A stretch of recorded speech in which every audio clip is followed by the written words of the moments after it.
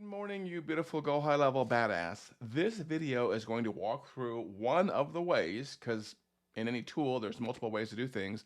One of the ways you can have either more than a 30-day trial, or you can make your 30-day trial start on a given date versus based on a number, a duration. It could be like a variable number of days.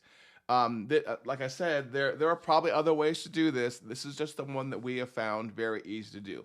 So the first thing you have to do is inside of your Go High Level automation, you have to set up your business rules for when this is going to start. So in this particular example here, I have, oh, you know what? Let me, I just realized I didn't add something to here before I set this up. Okay, there we go. That's all I needed. Oh, we'll say based on event. There we go. There we go. We're going to say, what, 1 minute? Will you take it there? Will you take it there? There we go. Okay, sorry about that. Hey, you watch. Welcome to live, everybody. So this is an automation, and I don't know what your business rules are. This is an example one I set up, and this one I'm setting an event date because I want these automations to kick off on. I want the subscriptions to kick off on basically on June 28th. But this could be wait a fixed number of days. It could be, it doesn't really matter what it is. The whole point is, in somewhere in a workflow, you have to put somebody in a wait to wait for a certain amount of time. It could be wait for 90 days. It could be any number of things. I can make this wait a 90-day wait versus something else. So this is the easy part, determining the time. What we do is we then, what I've learned you can do is this right here is I can drop a webhook here, and this is talking to Zapier. So yeah, we are going to use Zapier here. If you have a Zapier account, good for you. If not, please get the lowest end one so you can do this. But I can hand this off to Zapier right here, which is actually going to set up the subscription.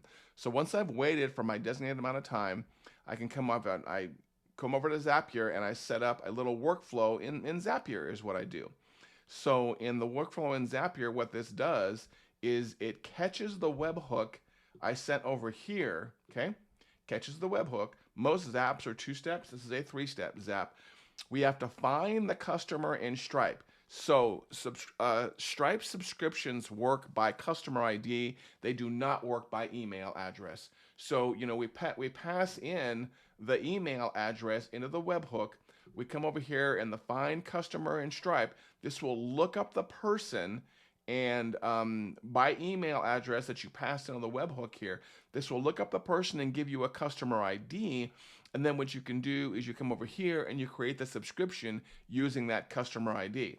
This is, of course, assuming that you've got all your subscriptions and your subscription pricing defined in Stripe already, and the customer is a paying customer inside of Stripe. So that's part of the qualifications is one, everything has to be defined in Stripe for this to work out as easy as possible.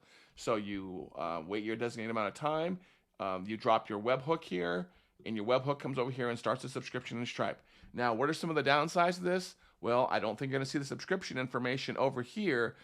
So right when you do this, you're going to tag them that they have an active subscription. Everything in Stripe will work just fine. But over here in the customer side, I don't believe GoHighLevel knows about the subscription. That's been my experience so far. But Stripe does, and Stripe does all the billing. Like I said, there may be other ways, there may be easier ways, but for us, it was easy for us to, again, kick off a Zap from over here, and then over here catch all that and set up the subscription. If you have any questions or you like this, do me a favor. You know the standard drill. Subscribe on YouTube and turn on the little bell for notifications, or leave a comment below. But something else I could really use is, what other things do you want to learn or do you want to see? I'm really good at setting up complicated workflows and then using those complicated workflows, for example, to kick off complicated things inside of Zapier. I've got a programming background. I've been in marketing automation for, goodness gracious, decades now.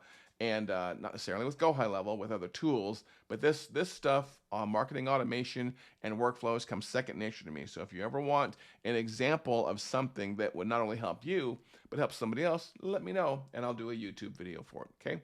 Have a great, great week, and take care.